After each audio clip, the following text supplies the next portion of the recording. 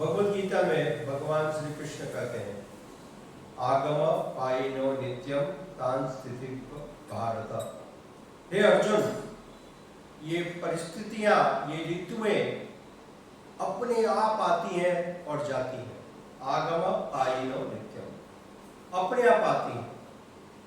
अभी गर्मी की ऋतु आ चुकी है, क्या आपने इनवाइट किया था? क्या आपने इसके लिए प्रयास किया था? और इसके बाद वर्षा ऋतु आएगी, परंतु वो ऋतु आपके बुलाने पर नहीं आ रही। न आप उसको बुला सकते हो, न आप उसको रोक सकते हो।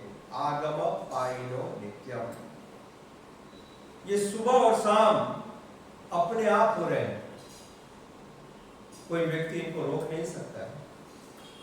ठीक है, ये समझने की आवश्यकता है। उसी प्रकार से जीवन में सुख और दुख अपने आप आता है। आप अपने प्रयत्न से जीवन को सुखमय नहीं बना सकते। सुखमय बनाने का एकमात्र उपाय है, शास्त्रों में बताया गया। आज सारे लोग अपने जीवन में दशा बदलने के लिए प्रयत्नशील हैं। नाना प्रकार के पंडित जी के पास जाते हैं, मेरी दशा कैसी चल रही है बताओ, मेरा हाथ देखो, पंचांग देखो और दशा बताओ, और कैसे दशा को बदलूं, कैसे दशा को बदलूं। तो वास्तविक रूप से ध्यान से सुनिए, यदि आपको सचमुच में दशा बदलनी है तो दिशा बदल दीजिए। दशा बदलनी है तो दिशा बदल दीजिए। अभी आप भगवान के विपरीत चल रहे हो, विपरीत दिशा में, और जब तक भगवान के विपरीत दिशा में चलोगे तब तक दुख आते ही रहेंगे।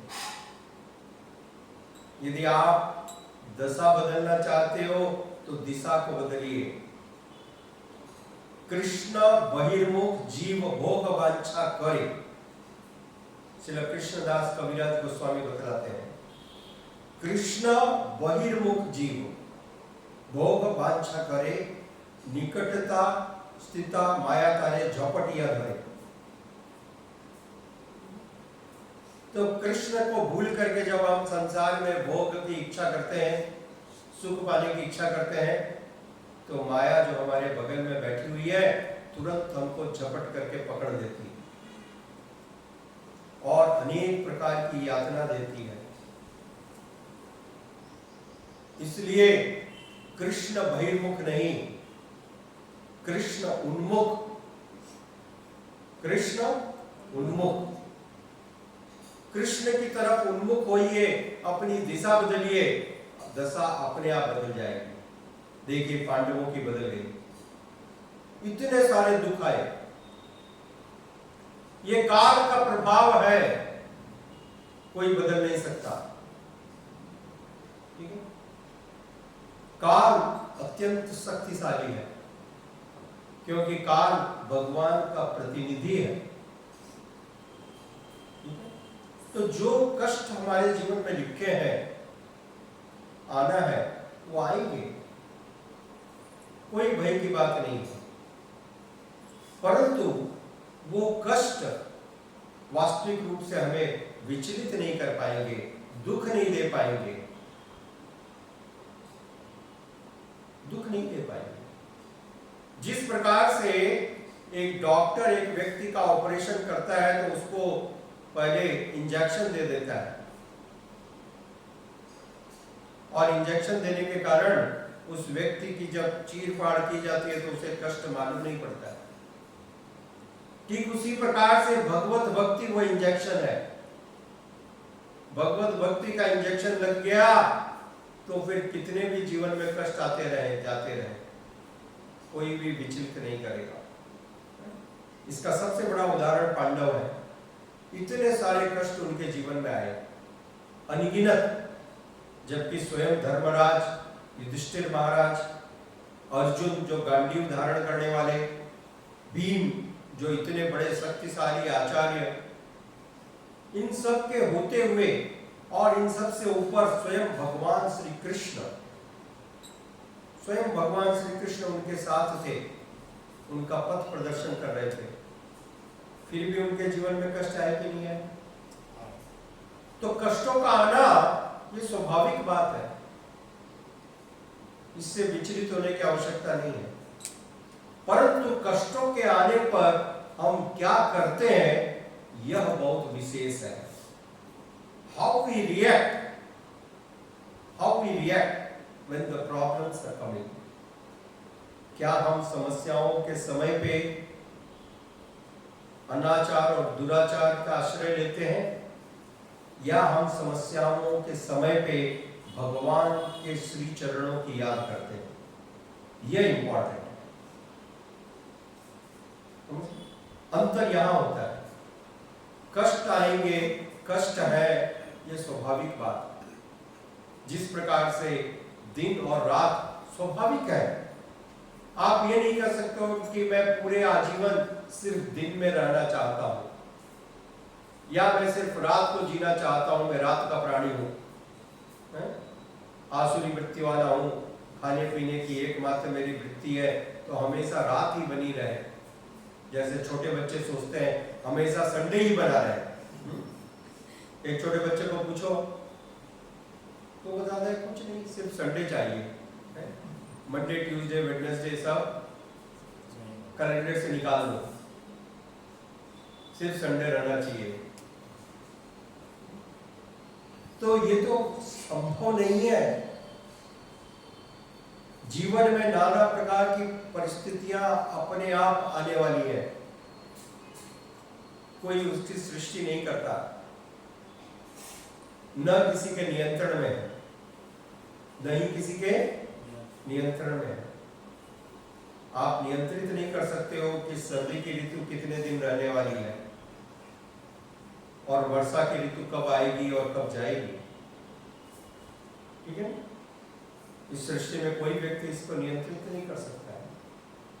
आप अपने कमरे का टेम्परेचर नियंत्रित कर सकते हो, सिर्फ इतना है, एक एसी लगा के और हीटर लगा के।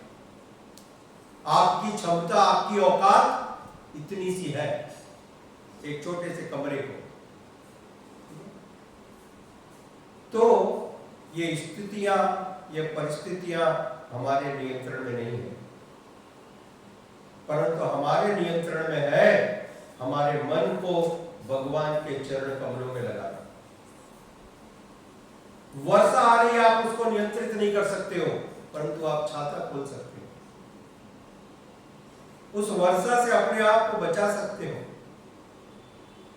ठीक उसी प्रकार से इतने सारे कष्ट हैं, परंतु उन कष्टों के समय यदि आपने भगवान का स्मरण किया, भगवान को याद रखा, तो वो कष्ट रहते हुए भी वास्तविक रूप से आपके सुख का कारण बनेंगे। हजारों हजारों कष्ट भी आपके सुख का कारण, हमारे सुख का कारण बन जाएंगे। और यदि आप लाखों सुविधाओं में पड़े हैं, सुख में पड़े हैं, तथाकथित सभी प्रकार की अनुकूल परिस्थितियां हैं, परंतु यदि भगवान के श्री चरणों का आश्रय नहीं लिया, तो वो अत्यंत दुखमय परिस्थिति बन जाएगी। उदाहरण के देखिए हिरण्यकश्यप को, इतना शक्तिशाली था, इंद्र को पराजित कर दिया, इंद्र के महल में उसने अपना राजकक्ष बनाया, सारे देवता उससे भयभीत होते थे, कांपते थे, पूरी पृथ्वी का वातावरण वो नियंत्रित करता था। आप छोटे से कमरे का करते हो, वो पूरी पृथ्वी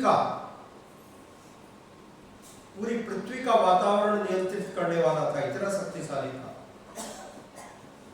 यदि आम के पेड़ को सर्दी के समय वो आज्ञा दे देता, तो आम का पेड़ सर्दी के समय भी एकदम पके हुए आम उसको प्रदान करता। देखिए, आप ऐसा नहीं कर सकते, कोई व्यक्ति ऐसा नहीं कर सकता, कोई वैज्ञानिक नहीं कर सकता, परंतु हिरण्यकश्यप इतना शक्तिशाली था, सारी सृष्टि को नियंत्रित करने वाला, इतना सर्वशक्तिमान हिरण्यकश्यप अपने पुत्र को नियंत्रित नहीं कर पा रहा था। छोटे से पुत्र को, बालक को, 5 वर्ष का बालक, और इस कारण से अत्यंत दुखी, महादुखी नहीं, फ्रस्ट्रेटेड हो गया पूरी तरह से। अरे ये छोटा सा बालक, ये कंट्रोल नहीं हो रहा है, क्षुब्ध हो गया और उसने उसको मारने का प्रयास किया, अनेक प्रयास किए मारने का, परंतु एक बार भी सफल नहीं हो पाया, क्योंकि भगवान का संरक्षण था। भगवान का संरक्षण प्राप्त था प्रहलाद महाराज को। प्रहलाद महाराज ने भगवान के श्री चरणों का आश्रय ले रखा। तो यह है रहस्य जो हमको सीखना है भगवद गीता से, श्रीमद् भागवतम से। परिस्थितियों को बदलने का प्रयास न करें, परिस्थितियों को बदलना हमारे लिए संभव नहीं है, परंतु भगवान के श्री चरणों का आश्रय लेना हमारे लिए संभव है। और ये कर लीजिए, यदि आपने ये कार्य कर लिया तो कितनी भी प्रतिकूल परिस्थितियां हो, पूरी दुनिया आपके विरोध में खड़ी हो जाए, फिर भी आपका अहित नहीं होगा, आपका किसी भी प्रकार का अहित नहीं होगा, क्योंकि भगवान आपकी रक्षा निश्चित कर रूप से करेंगे। यह है श्रीमद् भागवतम। इसलिए भीष्म पितामह यहां पर कहते हैं महाराज युधिष्ठिर को, देखिए आप पूरी तरह से सक्षम थे, you are so powerful, you are so capable. आपका एक भाई अर्जुन जो गांडीवधारी, एक भीम जो गदाधर, और स्वयं भगवान श्री कृष्ण आपका पथ प्रदर्शन कर रहे हैं।